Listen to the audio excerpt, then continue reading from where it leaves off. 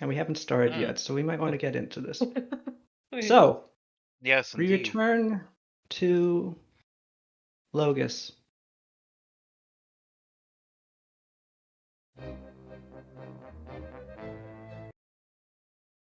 We return to Logus. This time with the right music. Fuck. What are you? No. Oh, you're trying to run music and it's just not working. No, it's working. You just can't find the right mood music. Oh, I can. Let me get this here. We return to Logus.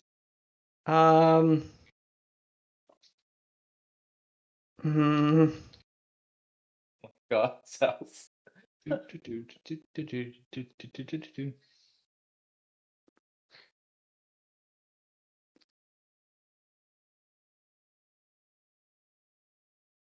Hold, please.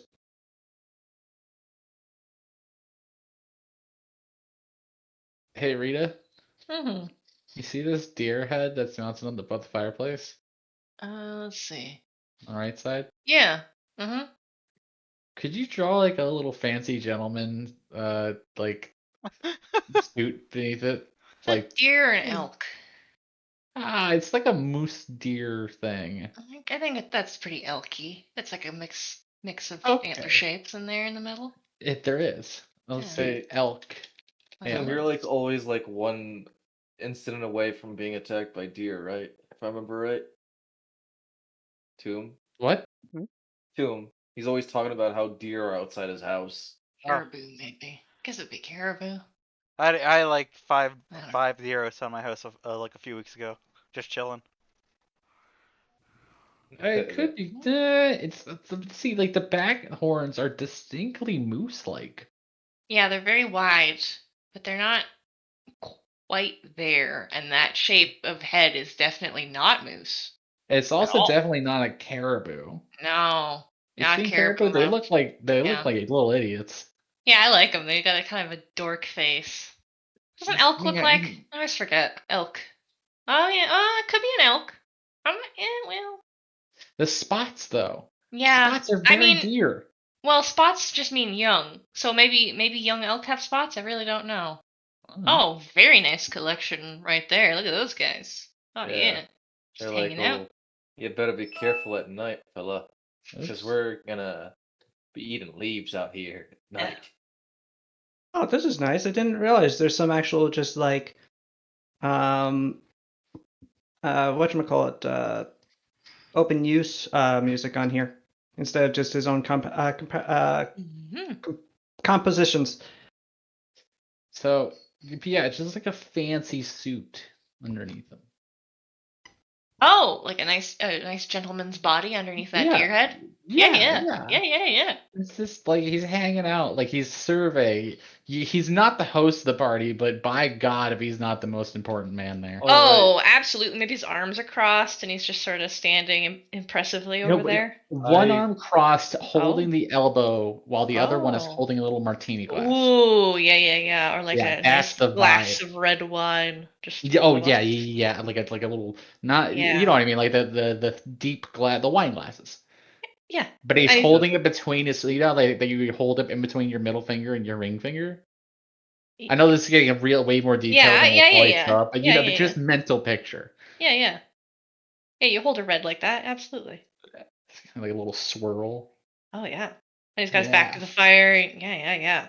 And he's just so pleased about the events that are unfolding.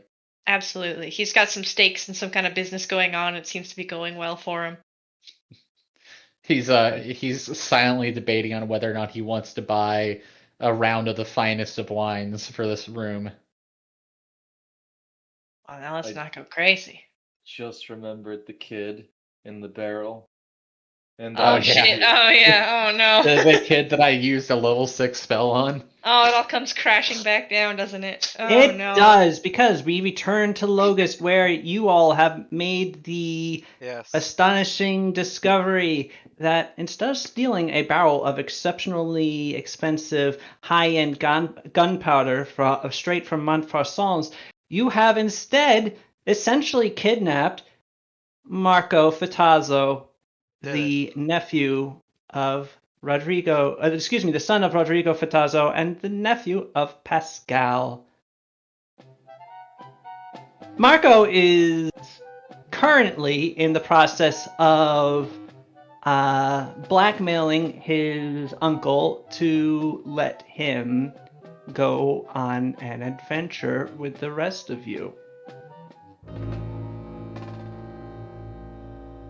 Because Marco now knows that Pascal, for a very brief moment, died. Oh, man. And I hate when people find out I died. Wait, who spilled those beans again?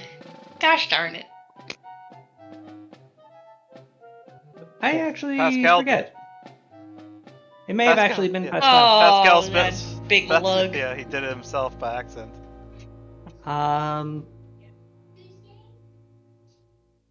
So, Marco is pretty confident in his position right now. So, you are currently down something to give to Blue Eyes, the crime lord of the city, and also up one precocious teenager. Yes. Well, I see a solution to all of our problems here. What is it? We ransom off. Child? Yes. Okay. Bet by our whispers loudly in your ear that you're the leader of a nation now. Hey, wait. Hang on. It's I was coming joking. to me. Great, I have a fantastic idea. Yeah. I kind of I nudge Sada a little bit, give a little wink. I lift up my mask and give it a little wink, put the mask back down. We ransom him. Oh, God. I go over to your ear and whisper very loudly to not give the daimyo bad ideas, for she's very influenced very easily. Kid, we intended to steal something of great value off that That's boat. another interesting thing that I know, you're catching us in so many acts right now, and I get it. You're a very clever little child. The thing is, we're doing it because I'm a clever little teenager. No one will ever believe you. even so, maybe Marco raises his eyebrow at you and just looks at you like, really? Sada, I mean, that's only if anyone ever gets the chance to hear the story from him.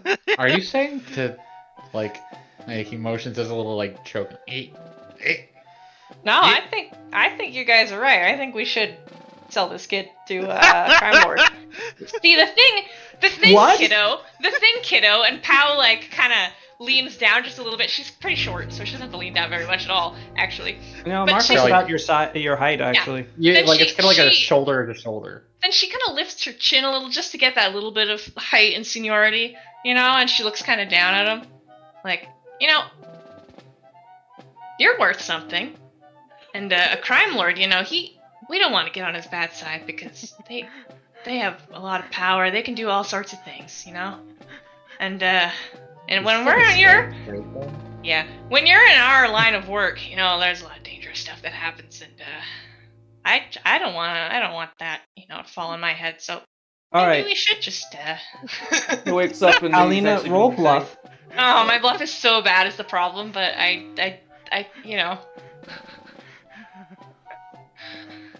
Oh, that's like Who said Paulina was bluffing? Yeah, maybe I'm. I don't know. Deadly serious. Well, maybe I'm just... all right. Are you bluffing? Well, let's see. No, I'm the DM. You have to tell me. No, I know. I'm trying to think. Well, probably, hey, what if probably bluffing, but building off the back of these idiots saying it as if it's a real thing we can do. Yeah, because they've actually bandied it back and forth. You do get a bonus. Okay. So add a +2 to your roll. All right, I have a 2 to bluff, so I'm a very honest person, and +4. I rolled an 8. All right, you rolled a 10. Oh, hell yeah. Awful. Oh, that could have been an intimidate. Shit. God. Marco, you can still roll intimidate. Really? 2 different things. Yeah. Marco is going to roll his sense motive, and I'll do that openly. He has a pretty decent one for a kid. He is a pretty calculating child. I don't know how these 2 things interact, but I rolled 27 intimidation. I think I have a pretty good bluff and diplomacy if it comes down to it. Okay. Well, so first, Paulina, Marco's face doesn't move on, just is completely he gives you, as you're telling him the lie, he is just giving you the neutral face of disapproval. And it's clearly he's not buying it at all, especially because, you know, Pascal is behind you and his eyes are slowly widening as he's looking at you. But what do you do to intimidate him? I mean, I'm threatening him to sell him to a dangerous man, basically. I want to say, like, yeah, or it's dangerous. Adventuring's a dangerous line of work, you know? A lot of bad things happen. A lot of bad things can happen to you if you get mixed up in it. You know, we've seen horrible things like you couldn't imagine. Pascal died. Oh my gosh. Don't have to emphasize that particular beat, but it happened. It was horrible. I'd like to take a crack once all this fails. Yeah. Okay. So the thing is that the bluff, Yeah. unfortunately, undermines the intimidate in this case. Womp Since womp. the intimidate was kind of building off of it. And he is just like, after you mentioned to him the inherent danger, it's just, yeah, but as I understand, you're all very competent, and I can happily trust my safety to your hands. Can I give a shot real quick? Because I want to do a thing. Yeah, go ahead. Okay. Alright, Akio kind of like... Alright. Kid. Look at me. Look at me, kid. I was after the first request. Alright. What can you do? My intent is to observe. What, like an intern? How good are you at climbing? More like idle social life. Can you climb? Adequately? Oh, good. Adequately. Why is it such an important thing for Akio? I don't know. His disciples all climb real good. Yeah. Calling builds What if good we core throw strength. Akio out the building? Alright, how good are you at hiding? Well, I just spent I just spent about a month on a ship without anyone on board noticing me, so pretty good. Alright. Okay. What about your dad? Alright. My father thinks I am in Prisreno on a learning expedition with the conservatory. Alright. Have you ever found yourself in the sewer staring at a beast with 2 backs? Excuse me, are you asking if he's seen if some people have had sex? No, literally. No, that's something we've seen. Yeah. Unfortunately. We saw it in Viven. A real beast. Yeah. Oh, yeah. Yeah. Wait, I don't know what it's called, I just know that it had 2 backs. Like wait, no, I'm still. That's a euphemism for sex. I've read that. Yes, yes. Yeah. What? It is absolutely a euphemism for sex. It's actually a real demon too, though. For you know. Oh, I'm Alice, sorry. did you What- put a what- Is horny it a thing sex demon?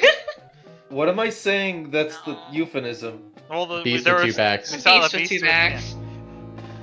That's from That- Othello. That's 2 people doing it. I mean, you there's a made us- Wikipedia page for it. You made us fight. you You made us fight those things that were just the backsides. Yes, I know, and they're not called the beasts No. with 2 backs. They're called faceless devils. Yeah. Oh, yeah.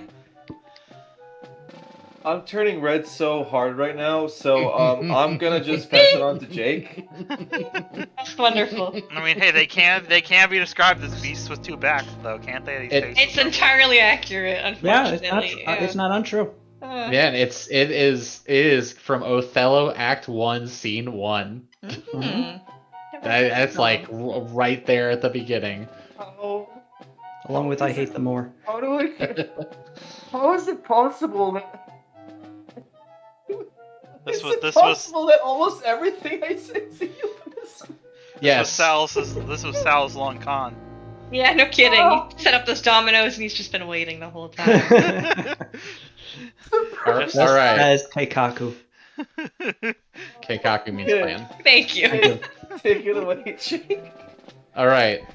So now, Marco, you don't want to go, right? I don't want to go. Like you don't want to go back to Vivint, right? Not at the time. I was having a pretty great time with this adventure that I'm on. So I can understand that. You know what? Bit of adventure myself. I actually, I just kind of met up with you guys like, I don't know, a day ago. So I have a lot of say in standing in this group right now. So you know where we're standing. Real big time, big responsibilities on my shoulders as a the reader of the fates. I know you don't want to really make trouble for your uncle, because it can also easily make trouble for you. And that's not a threat, that's just a statement. I don't know what he can do, but I understand as, probably a higher up person in the Tazos, he could probably make a mess of things, just like you could. So it would end bad for both of you. But what if we let you come with us? We keep you safe, and you just stay very, very out of the way. And in exchange, you get to go on an adventure. It's diplomacy.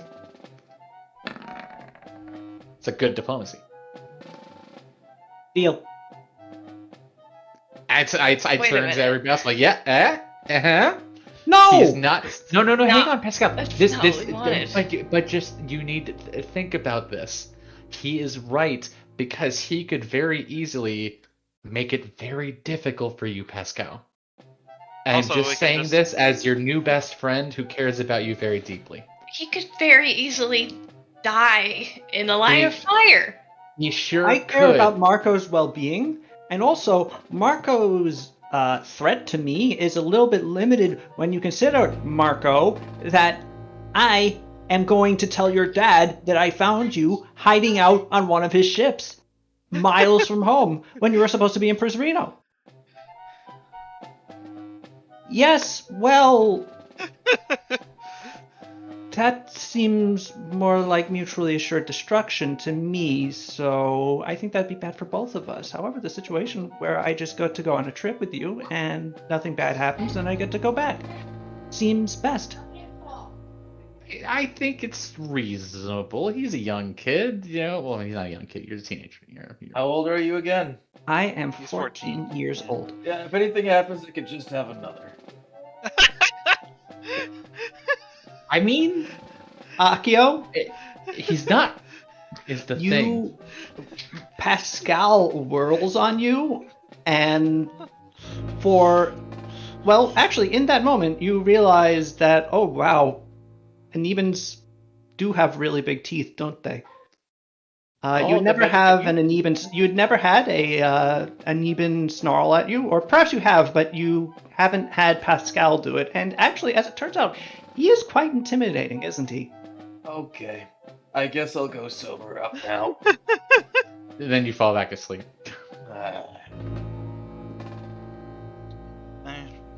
If we bring him with us, we'll be closer to Vivint than we are Sarugu. We can just take him back ourselves. Like, I'm just saying, do you As really want to risk him? My uncle has plenty of ships going back to Vivint all the time. I could simply go on one of those. Do you really want to risk him being on a boat where you can't keep an eye on him, Pascal? I would. He's already shown that he could get up to no good when he's not under supervision, the proper supervision, because he made his way out here on a boat with nobody noticing him for a month. It's true. A boat specifically chosen that had Captain Polaro on it because he is the easiest pushover when it comes to me. Like, clearly he knew what he was doing enough to get out here. He would, probably know what he was doing enough to stay out of the way, and I'm renegotiating the deal, Margot. If we are going somewhere explicitly where we know we're going to be fighting things, then you cannot come and you have to stay in a safe place. That's an exceptionally broad exclusion, and we should negotiate that to be a bit more specific. Okay, so, do you understand our purpose here? This kid is a teenager! Why does he know how to negotiate a contract? We are negotiating right now, Pascal. I mean, he's basically a politician. His dad is head of one of the 5 families. Rodrigo was not like this when he was his age. I wasn't born when Rodrigo was his age, but no, I was just born at Yeah, anyway. But you were not like this like 2 years ago. Marco just Puberty. Puberty. It's head. Anyway, this doesn't solve our current problem. All right, so you guys solve that. I'm gonna go over here with Marco, and we're gonna discuss terms because I think this is the easiest option. No, us 3 are going to go over yeah, here. That's fair. Marco, that's fair. Pascal should be here. He is, the elder Patazo. That makes sense. You guys solve the thief problem where we're gonna go steal a thing to make it so we can do a crime thing. God damn. And we're gonna go over here and figure out this other thing that is close to a crime, but not quite. Ah, man, this is great. I'm really having fun. We can go do another break. Alright, let's do it. Right? It's doable. Right? Bo has just been sort of sitting there a little, like, with his mouth just slightly open this entire time. And as you sort of move, the 2 groups sort of separate, he goes to the larger one and goes, what the fuck just happened? Kid was in the barrel. Nephew was in the barrel. So we didn't end up actually stealing anything that was useful, unfortunately. I mean, maybe they'll like the barrel. I mean, a Fatazo child would be an adequate thing to give to Blue Eyes. I was saying that. Honestly, that's not really his style. No. There is a decent chance he'd get mad at you if you tried to do that. The kid's young. Agreed. Well, will he like this really nice barrel? It is a nice barrel, but I think he would prefer something be in it. What kind of barrel is that? Is that cherry wood? I have no idea. There aren't many trees around here. When we were over on the boat, we did raise some suspicions, but they didn't see us. So maybe their guard might be a little up, but just put the we could put the kid back where we found him. Oh, back on the boat. But we could maybe just take something else. Do the same sort of. Maybe, but it has to be something of value. Yeah.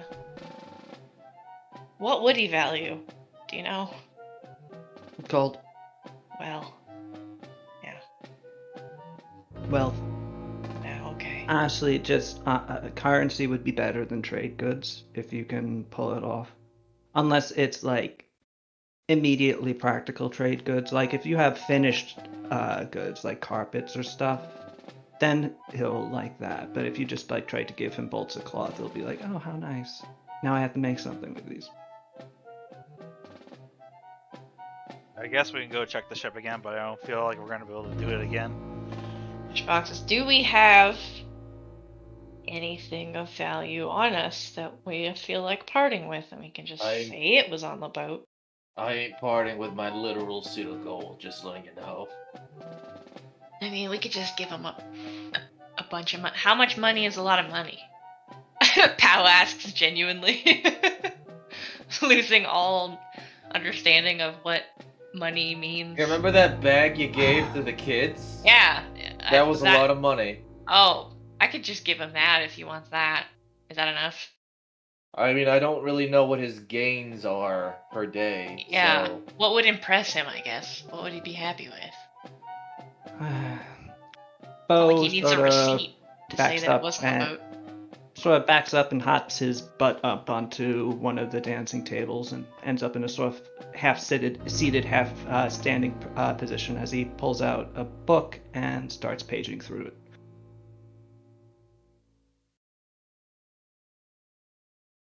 Are you sure you can't do the boat again?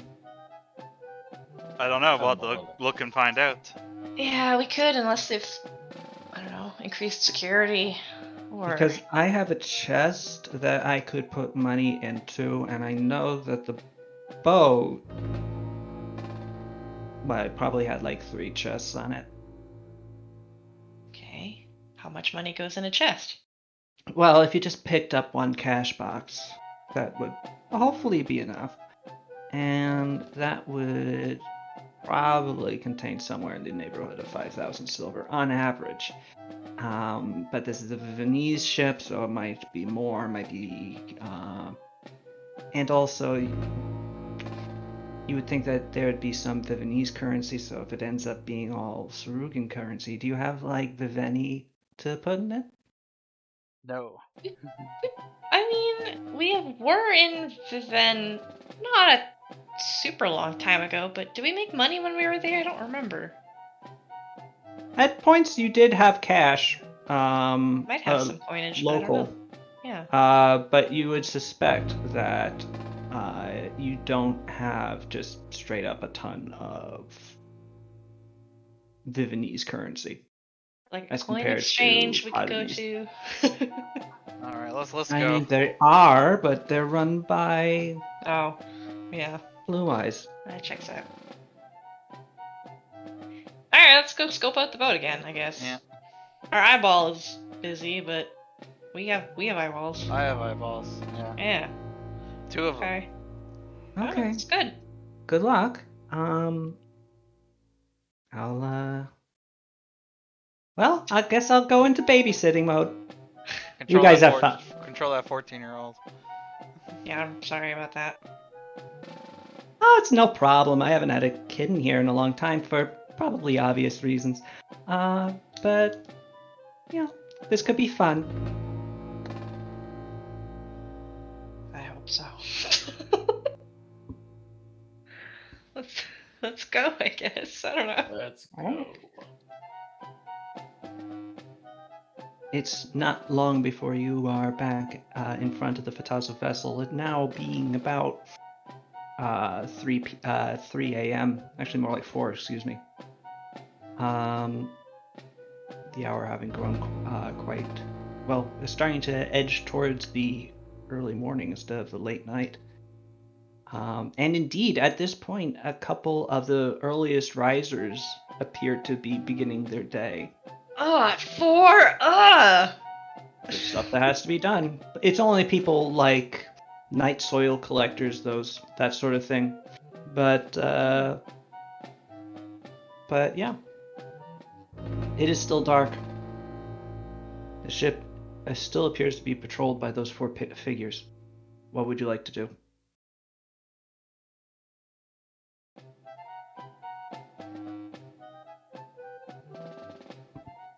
I guess scope it a little more thoroughly. Do an old perception, listen for anything different. Look for anything different. It looks pretty identical, actually, from the outside. Like suspiciously identical? No, it doesn't appear Okay. to have... They don't appear to have increased their security. It's still the 4 same adventurers. They still seem awake. Yeah, and they You would didn't. guess that they did sleep during the day or are using some sort of drug to keep themselves awake during the night. And there are spells and drugs to do so. Yeah. Though, it they- looks pretty much in the same state. Okay. Although, They didn't. Oh. you do notice that the orc the half-orc, appears to be kind of staying in a static position. He appears to be standing next to the hatch going down. Oh, he's on guard. Oh.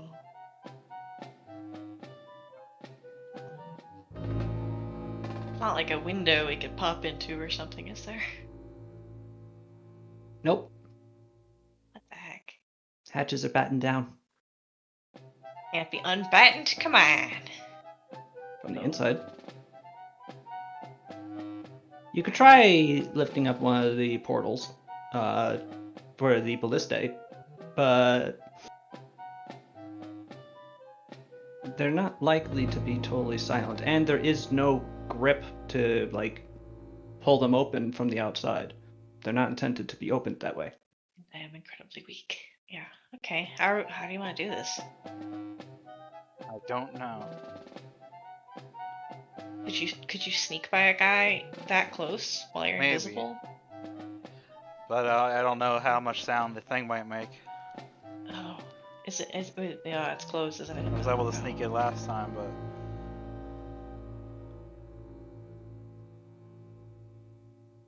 Well, I guess I can try and just run away if he turns around. It's true. Should Be we, invisible. because now you know kind of the layout, you've been in there. Maybe we could do this a little more quicker if we do some sort of distraction. Maybe And then you Accio could can just be in and out. Maybe Accio can take advantage of his drunkenness to distract the adventurers on deck. I can do Yeah. that. Maybe pretend to be a ghost. What? No. I don't know. Watch this. Okay. Alright, I'm gonna go. I'm going now. Okay. Weird. I get Okay. in position to do some sneaking. Oh Jesus! I Okay. get out of view of where Akio is, I guess. Sada and Paulina, please roll stealth checks. Akio. Ooh! Oh no! At least it's No, not it's 30. still a 30. Oh, Yeah. I apparently did not log into Roll20, apparently. God, Nate.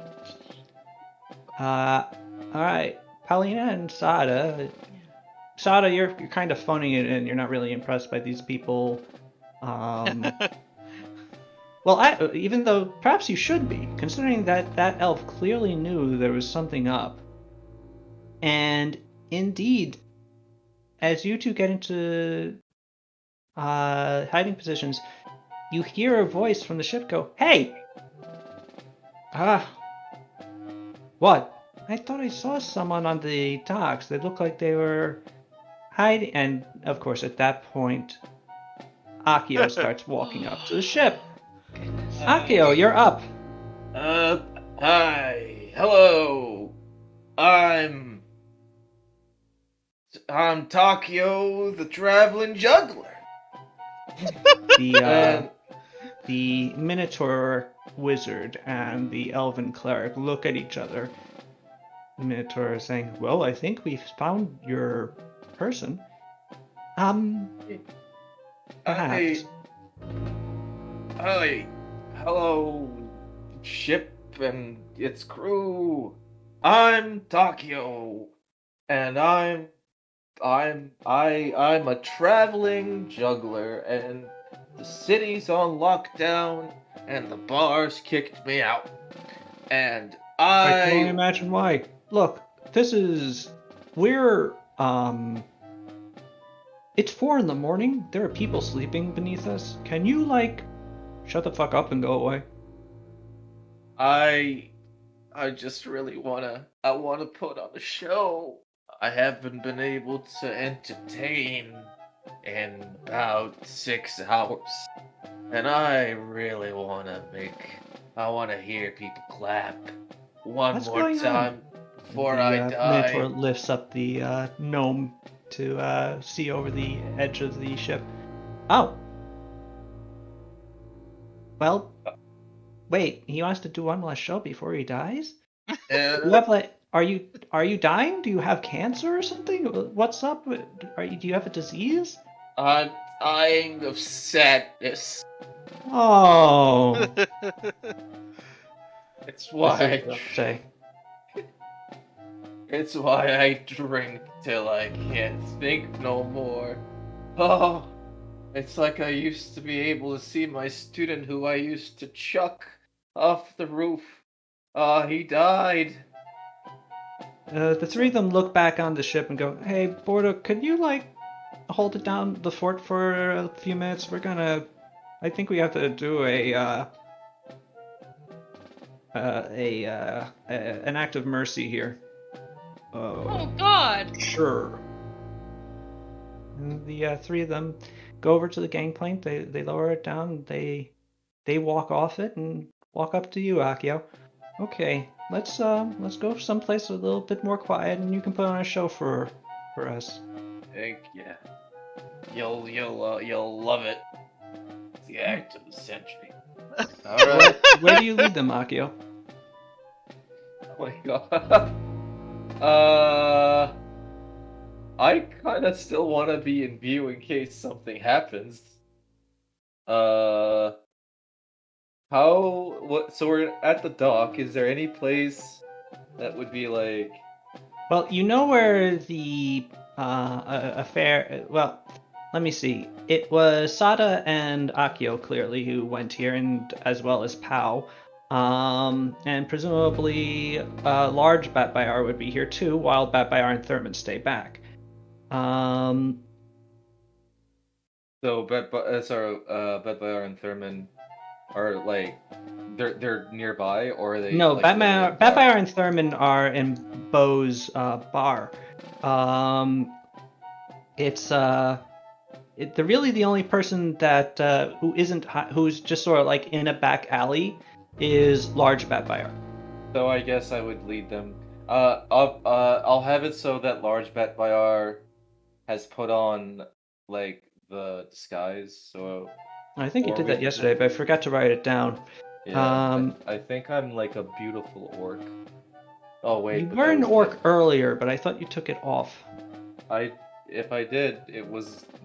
I mean, I did a whole day pass between us on the ship to now. No. Alright, so he still has it on. I don't remember taking it off unless we went to sleep. Alright, well, then he is still extremely wide orc Batfire. And, yeah. So I guess I'd have asked that large Bayar, orc Bayar, kind of just sit like, he's like kind of leaning against a wall. And I'm like, oh, hey, you, would you like to join in on my act? I like the cut of your build, sir. And large Bayar. The three of them, upon seeing this gigantic orc coming out of the shadows, go, "Whoa! Who the heck is this guy?" As they're starting to get a little concerned that you just led them into a severe trap with an extremely large person. Meanwhile, Sada, what are you doing with your still very good, if poor rolls, stealth? I'm gonna go invisible and sneak up onto the ship. Okay. Sneak. You try to be rolled a quick. 50. Yep. I was going to use the spider climb to walk along the outer edge of the boat. Yep. To the opposite direction that the orc is looking, so that she can get up on deck quickly if things go wrong. Sounds good. You are Weird. Yeah, holding on to the outer hull, and yeah, Sada, you're able to get right up to the orc, no problem. All right, and I get up to. I'm gonna try to stealthily open that hatch. All right. The hatch is like kind of in the orc's viewing range currently.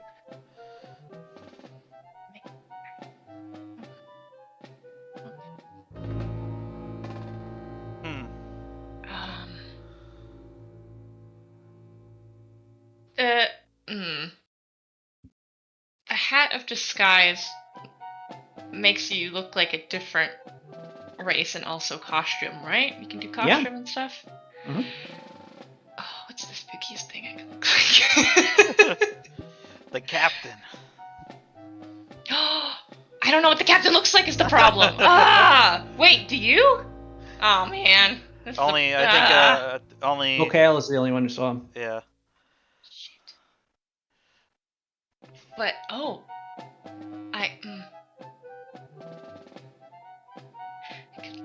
look like Rodrigo? That doesn't make sense. None of this makes sense. I'll maybe just make some noise, get his attention away. I'm gonna make myself look like a spooky ghost. Okay. I'm gonna be like just a pale humanoid with spooky, pale, ragged clothes, and I'm start gonna crawling up the side of the ship like exactly you're Samara from the ring. exactly. Yeah, just climbing up things I shouldn't be able to climb silently into this guy's view as creepily as possible. Okay. Roll a disguise check. Uh-huh. You get a +10 because of the hat. Okay. Disguise is. Okay, well, that's a 6. Oh, it's a 16. Yeah. So yeah, you make a fairly convincing ghost as you climb up the side of the ship. Do you make any noise to attract him? Because you did say you were the side that was opposite from where he was facing. Yeah, I want to pull him away from the door. So I'll make a creepy, just like a raspy, croaking groan. long, yeah, croaky breath, kind of like drawn out as I silently crawl Okay. around like a freak. Make a bluff check. Oh, You have to be convincing. can't be. You are getting a bonus because of the hat and. Oh. Okay. Well, that's good. Yeah, I only let's have go. a 2, so that's great. Yeah, Paulina, you do the best creepy vocalization you've ever done, and the orc tenses up and slowly turns around, and as he does so, he sees you spider climbing up the side of the vessel onto it. Yeah. This creepy ethereal thing with long shadows because of the limited torchlight, and he just goes immediately draws both axes before going, "Undead! Ghost! Elenial! Get up here!"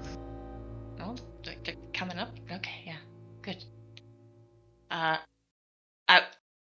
As he does that, I'm gonna do my magic jumping ability to jump up onto halfway up a mast or something really messed up, and then look down at him all spidery. Oh Jesus! I don't even know who that is. I scared him so much he invented the Messiah.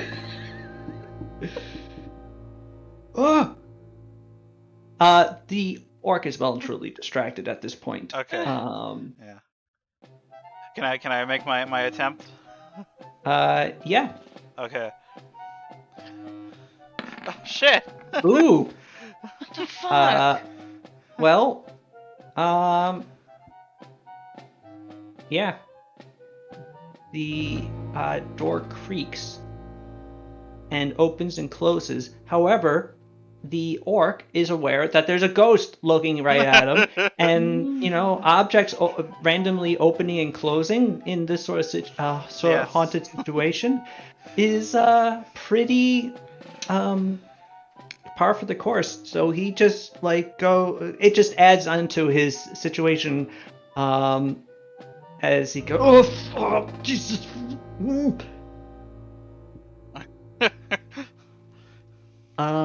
Meanwhile, Akio, your group hears this yell from the ship of Ghost, Millennial, get up here, which causes the elf to whip around and look back at you. And, at the group at the appearance of Batfire had already been, tensing up. But at this point, the elf just goes, I'm sorry, sir, but I have to go. We have to go. Bye. And Just he gonna starts hang on. sprinting back to the ship. The gnome and Minotaur look at each other and look back to you and go, and shrug and start running back to the ship as well. Damn you! Oh shit, they are. Do you or Batfire want to do anything about this, or what? I mean, I don't have any of my I don't have my armor on. I don't have my sword. Wait, do I have my sword? Do you always have your god sword? I pull out. Wholly up to you. All right, let's say that I brought my sword, the one that explodes, Indeed, it is. and I stare at it, thinking to myself, "Is it worth bringing a sword that blows up onto The a sword ship?" says yes. All right. Hey, Bayar. Hey, Bayar. Let's I guess let's go deal with that. I'm gonna kill them all. Yeah, you do that. Let's go. no. Thrilling. Batfire, you're aware that this wasn't necessarily the plan, and that your mentor's sword is at least somewhat intelligent. But you are Batfire. Yeah, and Sada is in danger Yeah. again. Otherwise, this would probably be like a matter of concern. But unfortunately, Sada is in danger. So. All right. So Batfire and Akio start chasing after the adventurers who are running towards the ship. They're at full sprint, so it's going to be difficult for you to catch up to them, particularly since Batfire is no longer a horse and his thighs are like the size of barrels.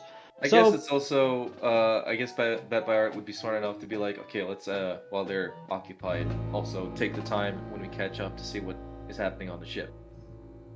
Like,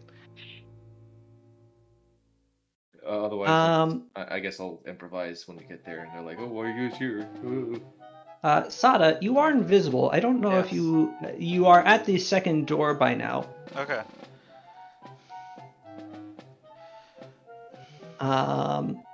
And do you want to just open it or what? I'm going to try to quietly open it. Right, it's going to take more time to do so. Or what's going on here? What's going on with the people sleeping? A few people have like sort of groggily snorted and are like looking around. They can a couple or some have just gone back to sleep. One looks like he's sort of looking up through the floorboards, and they can hear Bardock shouting. And as soon as he's mentioning ghosts and stuff, he's just like, and he just sort of puts his blanket over his head. I just opened the door. Okay. The blanket comes right off as he bolts upward, sees the door opening by itself, and he just screams.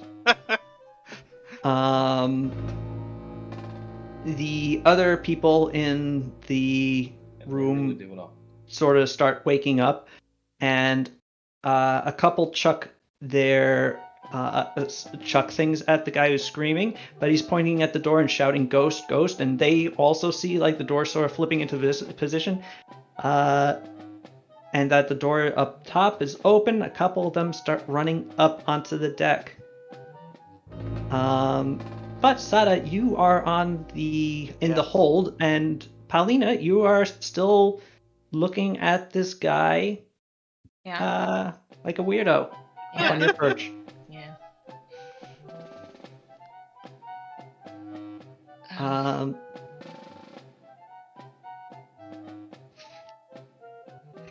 Oh God. Yeah.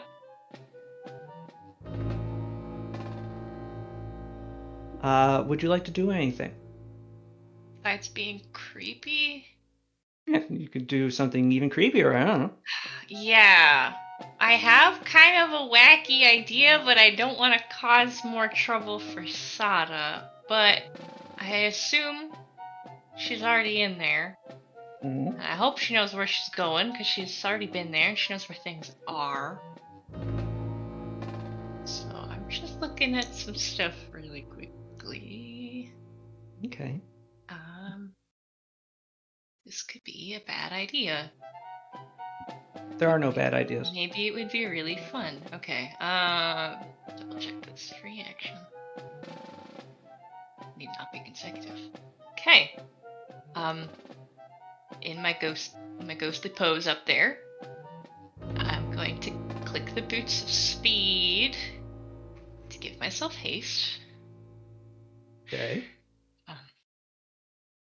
And with that boost of speed, I'm going to fly down from my perch and through the now open door below deck.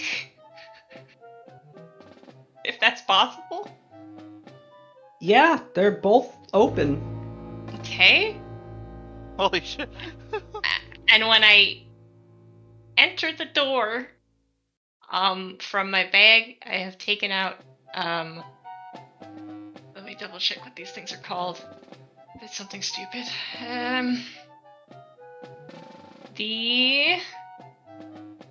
Oh, where are they? No, they're in, which tab is it?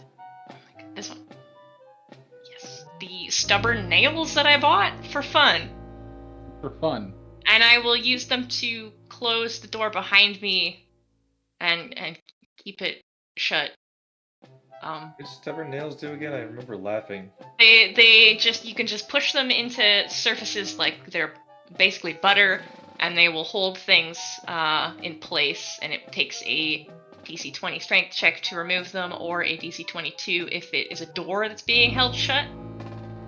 Okay. That's hilarious. So I'm just gonna, I'm gonna close us into the boat. I have ideas of how to get out. Hopefully they work. And I'm also gonna go and maybe steal some stuff as a spooky ghost. Okay, you have shut the door. The rest of the crew is now Yeah. aware of the ghost. Oh yeah. And are screaming and running the other direction, and a couple of them have already yanked the door open into the kitchen, where the chef is like sort of jumping out of his hammock and are trying to squeeze in. Except for the guy who buried himself in the blanket earlier, he is back under it. So yeah, your nails go into the. How many nails are you putting in the door? I don't know if they stack. I don't think it says anything about them stacking, so I guess just one. Just does one, the but if you job. want to put multiple in, each one will increase the strength DC by 2. Oh my. Then I will So put three basically, do you want three. this door to be open to get difficult to get open, or completely impossible? I want it to be impossible. All right. Three. I'll put 3 because I only have 6. Okay, so it's yeah. effectively it's a DC 26. Strength It'll check buy to some open. time, I guess. Oh yeah. That would be difficult for anybody to get open. Yeah, Sada. In the meantime, you're vaguely aware of what's going on upstairs. The guy who you let out earlier is back in his cell, and he's quite unconscious. He looks as if he has been beaten up. beaten up a bit. And he sort of like regains consciousness, hears what's going on, and just like shakes his head and goes back to lays his head back down. Okay. Yeah. So what do you do? There was those.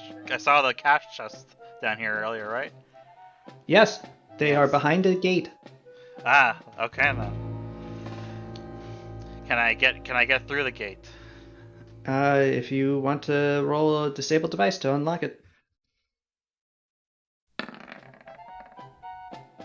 Yeah. You unlock it in, it takes you about 12 seconds to unlock, but after 12 seconds, you are in. All right. And the 3 cash boxes are right in front of you. All right, I'm gonna get my portable hole out and let's just dump them in there. Okay. Easy enough. The cash boxes are heavy, but the portable hole makes it quite easy. You can just sort of like scoop them up with it. And yeah, in short order, all 3 cash boxes are in your portable hole. All right. Akio, in the meantime, you and Batfire have sort of caught up to the other adventurers who are just sort of getting onto the ship. Man, I swear The they're better Minotaur not and be... the gnome, are a bit slower than the elves, so they had fallen behind, and so you have caught up to them. and they whirl around upon realizing that you're following them. And the Minotaur conjures some sort of beginning of a spell, and the gnome draws a pair of short swords. Whoa, Really hey, daggers. no! Whoa, hey, you're misunderstanding. We're just wanting to see what's going on. You led us into an alley with a gigantic orc, and now you just want to see what's going on when there's like apparently a ghost attack? What is your game? Do you realize what you just said? You said ghost attack. You think that's not interesting? They look at each other. Roll bluff check, please. Okay.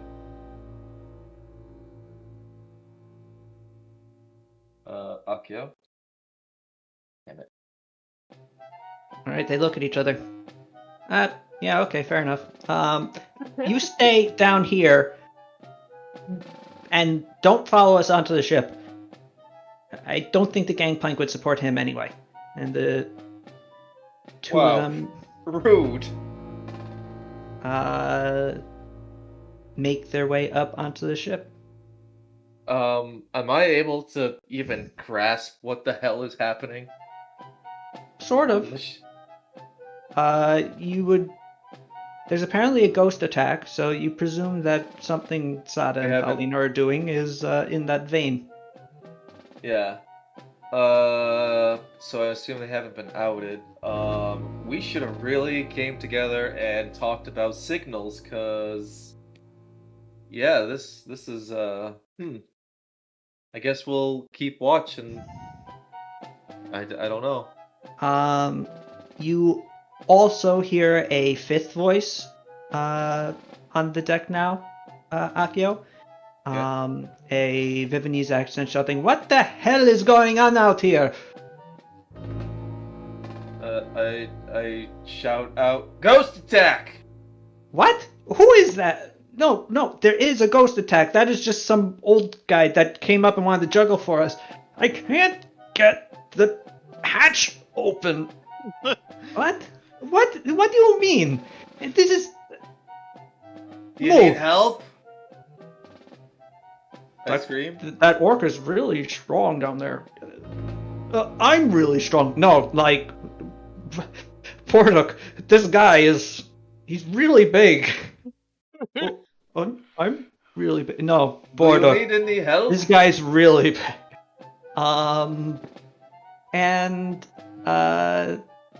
You see portly Aneban sort of lean over the ship, look down at the two of you and go, "Oh wow, you are really big. Come up. Will the gangplank support me? Or should I just... He looks at the gangplank and looks at you. I actually don't know. That's actually a good question. I guess I could... I mean, it supports her, and she's about 7 feet tall. Alright, I guess I'll give it a shot. I'll be up there. This is not how I thought things would go. Oh, this is a great way to buy some time. Very thrilling. I just realized something I have that would have made this very easy. Me too. Also, yeah. Yeah. I have too much gear. I forget. I can literally phase through physical objects with a close snap. Such an I got a ring. Incidentally. Yeah, I know exactly. That's my way out of here. Yeah. So you start going up the gangplank, and about at the midpoint where it's weakest, you hear a low. It's been groaning basically since you stepped onto it, but as it gets to the midpoint, you hear it go, and you kind of just know what's going to happen next as it just snaps beneath you, and you plummet into the water like a boulder. That thing's built to support crew and cargo, and it can't support backfire. That's just how backfire is. Some cargo. The ship has a crane otherwise. Okay, yeah, I guess so. Oh no! My new friend, who was supposed to be my partner for my jungle act, has fallen into the water and he can't swim! Quick, get the crane! We can't. The crew is locked underneath the deck and we can't get the door open. The main grate, open that. They are unlocking the main grate, the main entrance by which they would lower things onto the lower decks with the crane. And Sada and Paulina, you just heard a crack and a loud splash outside. Sada, you have acquired 3 cash boxes in your portable hole, and Yes. Paulina, you're terrorizing the crew in the crew chamber as they try to escape. Yep. What an absurd situation. Oh yeah. Now it's It's time more- to go for the wall like a ghost. I picked the right music. So, what do you two do? Sada, you're still invisible, so. Yes. I am going to. Let's get out of here. Okay, are you going to let Pow know that you're doing that? Because I don't know if Pow knows that you could do that. That's true. Yeah. Let me think here. You come tug on my ghostly elbow or something. Well, I could also I'm I just could up also here. just leave through the. I'm thinking.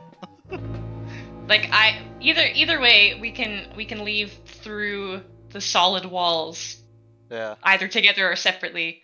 But I just don't want to abandon you here, not knowing if you left or not because you're invisible, and quiet and stuff. Oh god. Okay, I guess I'll go to Pow. Yeah, I'm easy to find because I am making horrible ghost sounds and Yeah. causing a ruckus. Mm-hmm. And I Yeah. tap her. Pow, you feel an invisible tap. Ugh. Are we good? Are we good? I'm the real ghost. Oh jeez. We're good though. Can we go? Can we leave? There's 2 ghosts. One's real. Wait, for some the other one isn't real. There's I'm clearly only one real ghost. Ugh. I get out. Will you shut up about the Okay. ghost? Pow gets the signal and will also. Oh, she'll move back to the door and take the nails out because the person who put them in can just pull them back out again as Okay. a move action. And then in that moment, use the Ring of Ethereal Jaunt to just like sink down through the floor and like into the water below the ship. Okay. And I got Ring of Water Breathing, so I'm good down there. Okay. Yeah. So there's the nails don't leave any sign that there was anything ever there holding the door, so it was just mysteriously closed by God. ghostly powers. Yeah. Okay, you do that. Borduk the orc suddenly yanks the door open, nearly gets flung back by the sudden unexpected movement. And he sees you. Ethereal Jaunt. You shift onto the ethereal plane. While you do that, you're not visible Yeah, on the become material visible. plane. Yeah. So he doesn't quite get the effect of.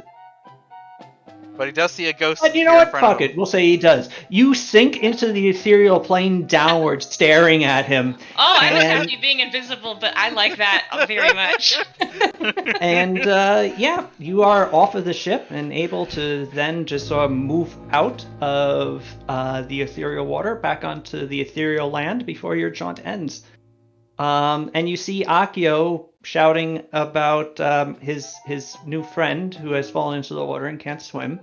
And the ship's crew are kind of dragging themselves out of the ship, still absolutely panicked.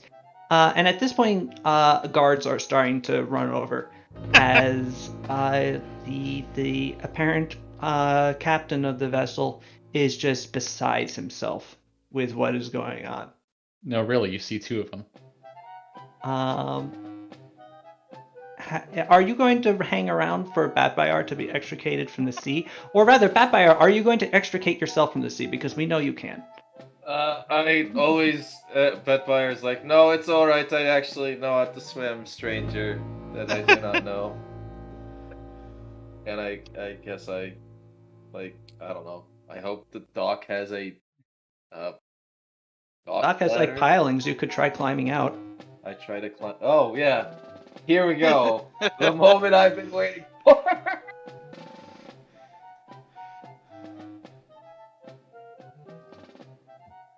I mean, hell, he could have just sunk to the bottom and climbed out. Why? You just Wait, walked what? out. I need to breathe. Nah. That's true. I Yes. mean, hey, Pathfinder can probably hold his breath for a really long time. He probably has a pretty good constitution, doesn't he? What is? Yeah, I guess I. You know what? You know what? I kind of want to do that. Wait, let me look at my constitution. See how far you get. I have a constitution of 25, but I also don't want to really take a chance of having my arch brow. Trying to be cool. Let's try climbing first. You can hold your breath for 7 minutes. Wow. Never mind. I guess I literally sink to the bottom and walk out. Well, no, it would be easier to climb here because you know the docks are such that they just sort of surround. So you'll have to climb out eventually. Okay. Walking to where you could just walk out would take some time. Did I just roll a fucking 2? Wait. Yeah. Yeah. Okay. Okay. Fortunately, that's still enough to climb out pretty easily. So yeah, your titanic sinews or thews just sort of clump, clump, clump, clump, clump, and you clamber out. A now very wet giant orc. And yeah, you escape, and Well, before I escape, I say, like, I'm gonna go dry off. I'm sorry about your gangplank. I hope you get your door open. Goodbye. oh my, the daughter. Oh yeah. Oh. Sorry. And you're able to all get away. Hell yeah, the perfect And you heist. And you soon find yourselves back in Bo's bar, or entering it again. Man. Clown might not be a Hey. class in Pathfinder, but boy. Hey, so you're It's gonna start hearing about a ghost haunting the docks. Just ignore that. What's that? Awesome. Is that what that was about? Yeah. I go put on distraction for you, and you just you decided to make your own. That's why. I had this. God damn it! I can't talk. It's really. Sorry, continue. I can't talk. Thrilling. It went surprisingly well. What'd you get? All the money. I really hope there isn't 3 kids in these chests. Oh man, 3 tiny children. Ugh. Well, You know- let me tell you how my time went. No, I'm sorry, continue. I would feel really bad for that crew if they That were like would shipping be goods. really unusual, but given that it's already happened today, it'd be weird for it to happen twice, but you might want to open it just to Yeah. check. I had 3 bring out the nipples. chests. They better not be empty.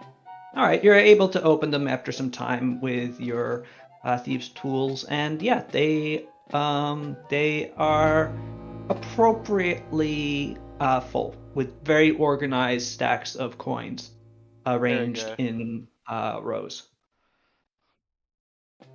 of various denominations and mostly Vivonese coins, but there are some more local Aurum and coins as well. All right. Okay, perfect. We had a great time. I'm your new party member. What? Yeah, it went great. We had some good conversations, came to a very equitable deal. Marco will be accompanying us. Whenever there is danger, he will be invisible and removing himself from the combat as Okay. safely as possible. See? It's great. Okay. Mark on He our will buds. otherwise obey what I tell him to do without question. Cross my heart. All right. And hope to die.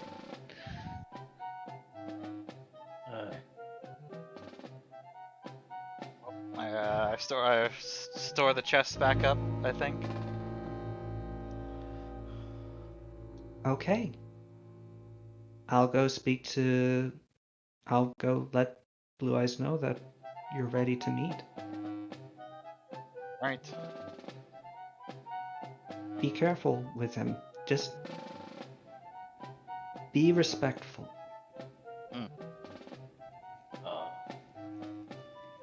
It's a big thing for him. When you're in his territory, you respect him. I'm not entirely sure why, but it's almost like a pathological thing with him. So, there you go. Bo leaves, and you are left to yourselves for some time as Take it a is nap. gone. Makes sense.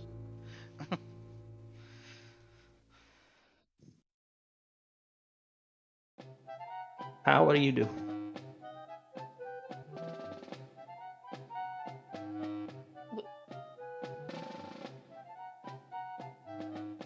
What do you mean?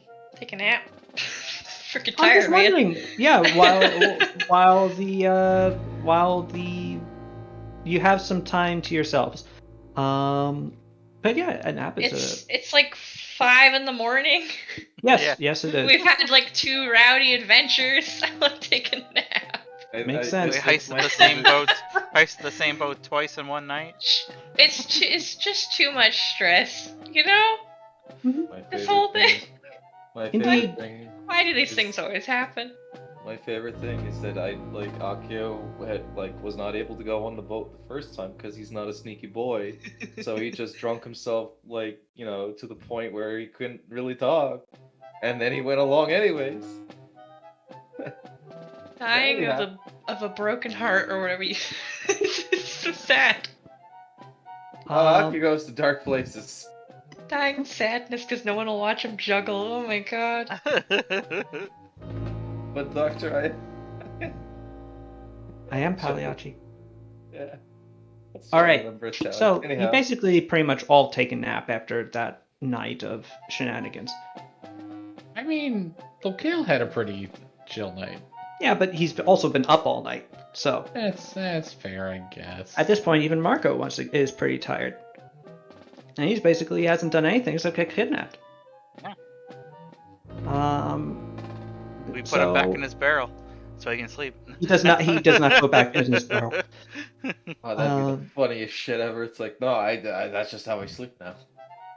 And yeah, eventually, after some time, and you reawaken. Batbear is now normal size Batbear, and much to the chagrin of anyone sleeping near him. And Bo comes back, or rather, is back by the time that you wake up. I let you guys sleep a bit, but Blue Eyes is basically ready whenever you want to come by. All right. Where's that So, kid? so how many of us should go? Well, I'm Vampires going. Yeah. Also, where's the kid? I imagine that Locale is hanging out with Marco, just like getting up to some chicanery, because Locale is entirely too cool with like general nonsense.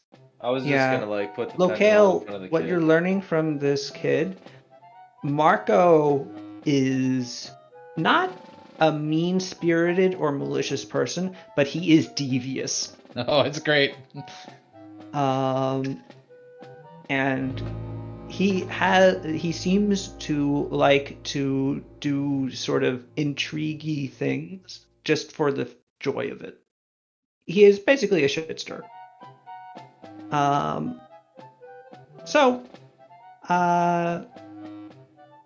But neither here nor there.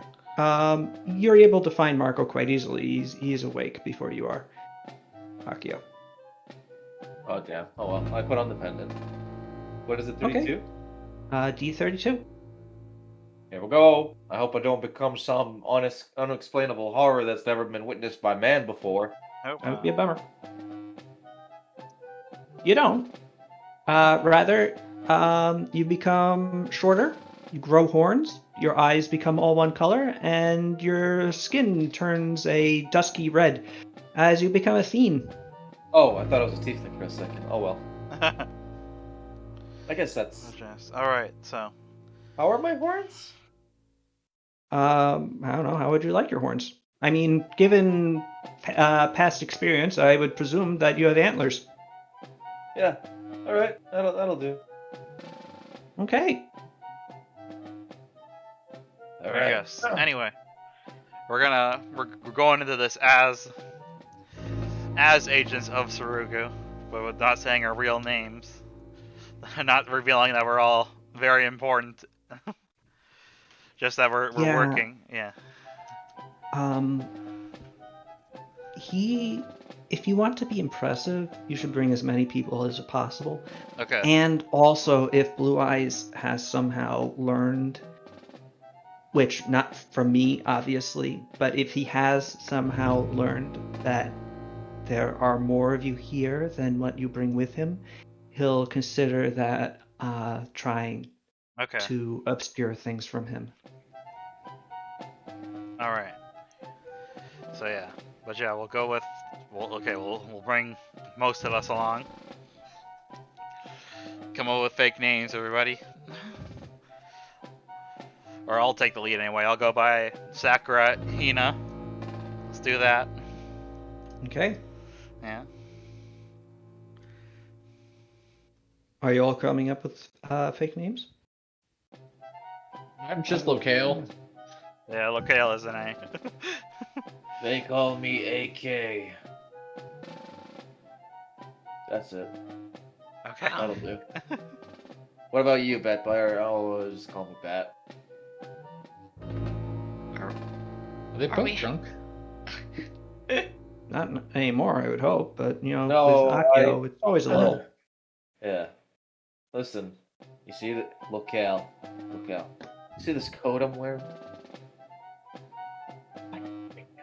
What? Huh? I can drink from my coat. Thrilling. You are a disgusting human being. I sip from my coat.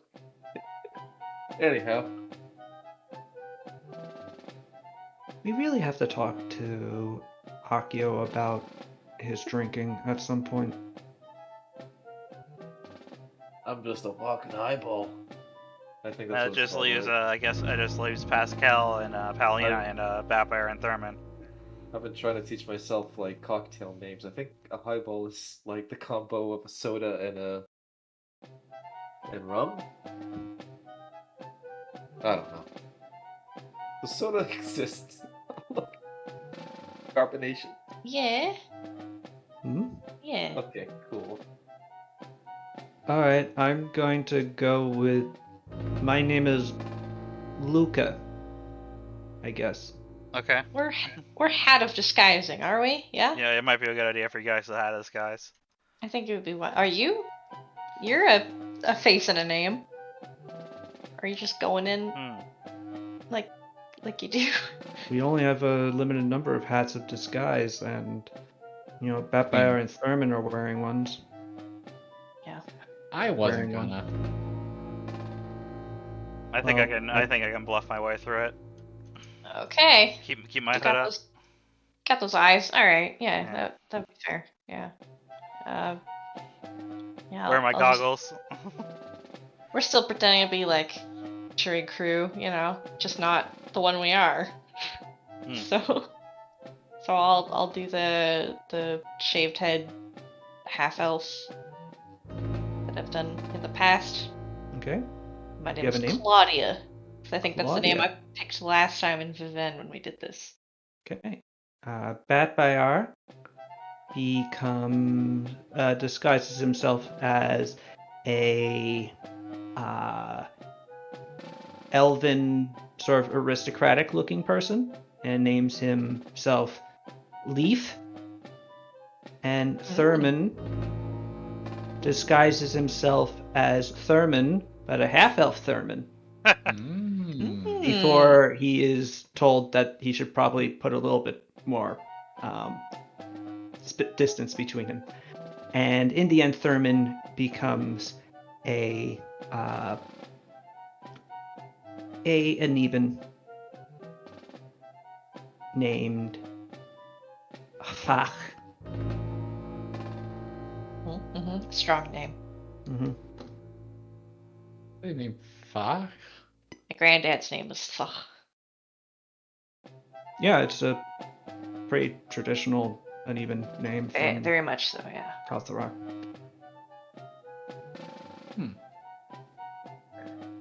Pascal and Paulina walk away snickering.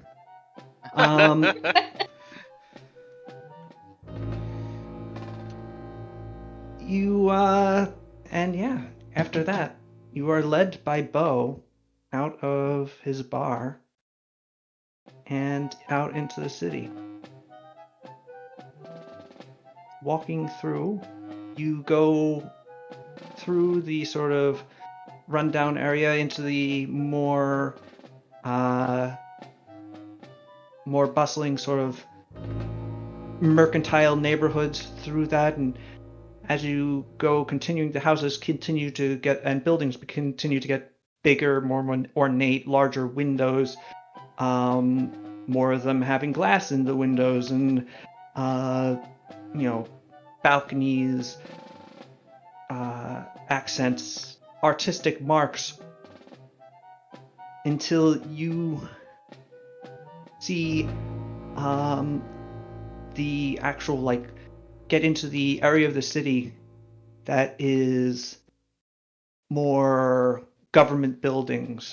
And these buildings are substantially old, and you can see where mortar has leaked away from in between the stones, but they are still very staid, solid, large looking buildings that are somewhat run down as you go past a couple of large courts, ministries, past a palace, and reach what you had taken as something that you had seen on the way in and hadn't really paid much mind. What looks to be an arena, but what you had taken from the sky to be a concave, bowl shape, is actually a great dome. And in the center of this dome is a large cylindrical tower that reaches up to the highest pinnacle in the city, and it too has a great brass dome on top. And interestingly, you can see, even from this distance, you can see lines in the brass as if it's a sort of door that could open up like a flower. Currently closed. Overall, the building that you're looking at and are heading towards, as you pass the palace that is guarded by what you recognize as the elite guards of Oromai, it's the largest building in the city, exceeding what Bo confirms to you as the king's palace substantially. Yeah, Blue Eyes is kind of a big deal. The underground master of Ogashi appears not to be quite so underground. You approach the palace, the massive edifice looming above you, multiple towers and tiered walls surrounding the dome, making it seem as much a fortification as a home. You can tell that the building, however, is meticulously maintained.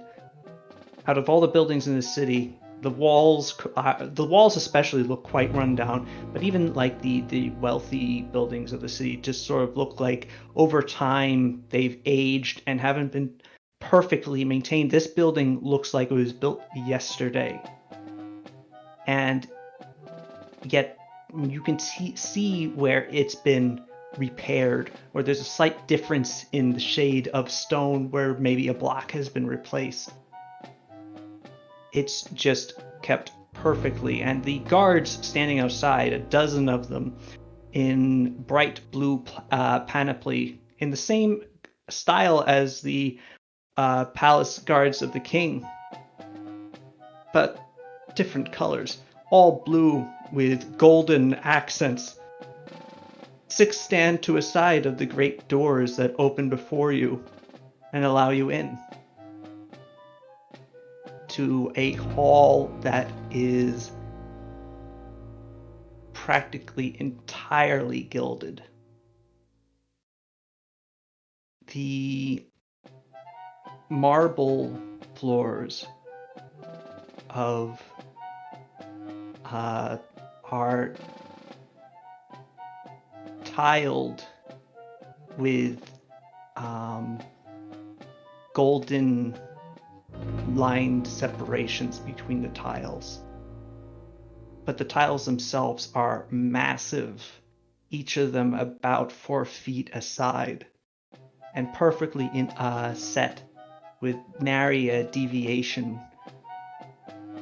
Each so perfectly cut and so perfectly smooth that if you look down in them, even in their modeled surface, you can see your reflection nearly perfectly. Furniture, sconces, all manner of mirrors and marks of extremely ornate furniture are on the sides or in any of the large open rooms that you look through a open doorway into. Everything arranged with that same blue and gold motif. The interior decorating is frankly overly ostentatious, but so incredibly gaudy as to go past the point of tackiness and just be overwhelming in its grandeur.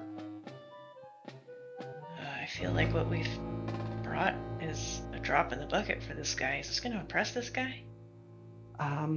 He told you to ship. He just wanted a demonstration. Yeah. They lead you onward until you reach a sort of central point, and you realize that this tower is the tower that you saw earlier in the center of the dome is a building within the building, and that also the ceiling of the dome, all of these rooms are connected to it. So at the point that you reach the tower, the ceiling is about 100 feet above you in this hallway, just sort of tapering down back to where you entered, which you can see in straight line back behind you, though the doors are now closed. You also notice that there are no windows.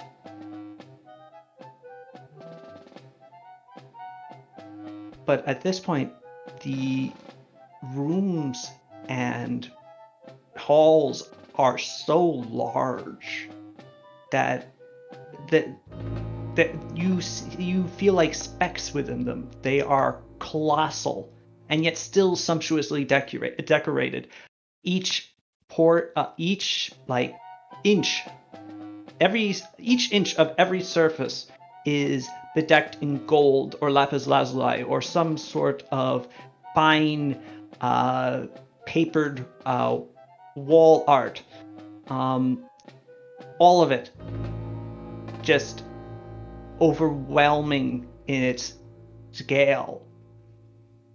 The door in this, as you reach this cylindrical central portion, the hallway parts around it to create a sort of hallway without a sort of donut around this tower. As you reach the sizable double doors leading into it, which also open, and you walk inside to see a chair. Standing on either side of it are 4 people, one of whom you recognize. Kodu. No, excuse me, not Kodu. Bendu. The enforcer that gave Bo a hard time. And a few others that seem to be of Bendu's ilk. But seated on the chair is a very different looking person. A refined, elven looking gentleman whose hair is a burnished gold. His eyes are Sada's golden color as well. His skin is so bronzy and golden as to almost be yellow, but not jaundiced, but rather having that rich luster of the metal. His clothes about him are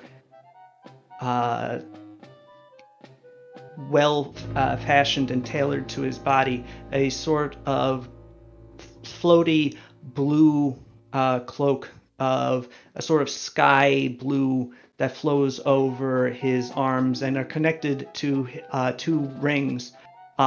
Is connected to 2 rings on his on his middle fingers.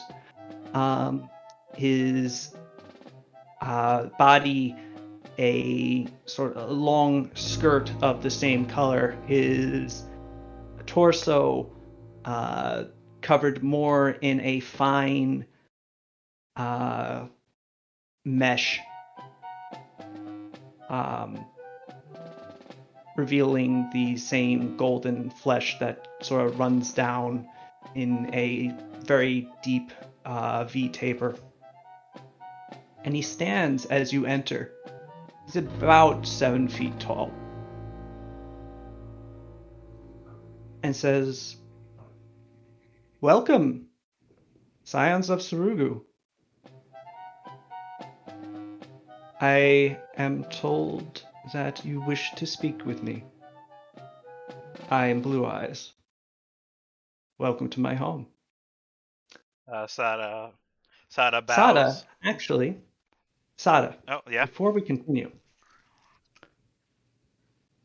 when you entered into this room especially, something had been building in the back of your mind once you entered through the door.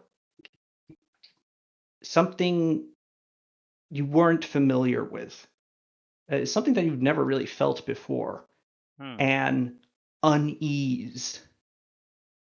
A sort of strange dislike for being here. And as you enter into this room, it becomes a bit stronger, and as you look upon Blue Eyes, you recognize him. For some reason, your mind, even though you understand it doesn't make sense, your mind is putting him into the category of rival. Seems While like some dragon shit. Simultaneously, you are you are aware that he is a rival, but you're in his territory. That's weird. It is weird. You've Yeah. never felt this before. Can't fight this feeling anymore. Oh, Jesus Christ. Sada politely bows, maybe a little stiffly, because she's struggling with this emotion. Mm-hmm. Says, "I thank you And for actually, welcoming us." as you enter, could you roll perception checks? Anyone who wants to. Absolutely. I guess Locale would do that. Pal would 100% at all times. Yeah, Pal pays attention. Oh no. Quote erat demonstrandum. Pal, Yeah. as you entered and Blue Eyes stood up and looked upon you all, it was subtle, but he took a couple sniffs of something. You Yeah. saw his nostrils flare slightly. Like he's smelling the air. He's not like sniffing something out of like a snuff box. Is what you mean? No, right? he's smelling the air. Smelling- Yeah. Yeah. Okay. He cool. doesn't have a stuffed nose. No. Awesome. I love this. Sal's, I love this.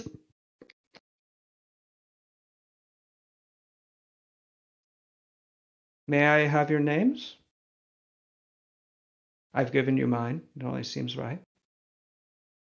I am Sakura Hina. Whoops. I'm so sorry. I meant to click core and the button was right above that. Oh. That's a really long.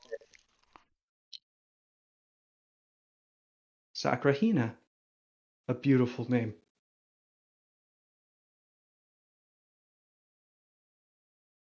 Oh, hello. Hello, My man. name is. Who? I was gonna say I'll allow my associates to introduce themselves. Fair enough.